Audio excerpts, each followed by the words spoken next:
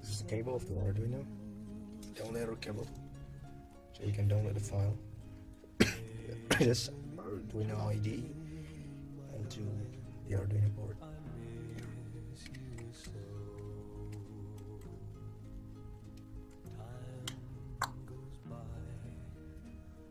Now we're actually already plugging the Arduino with this downloader cable into the computer, and now we can add some of the programming to the real Arduino, or I can simulate it on Proteus, so I can get the code also in here, like that.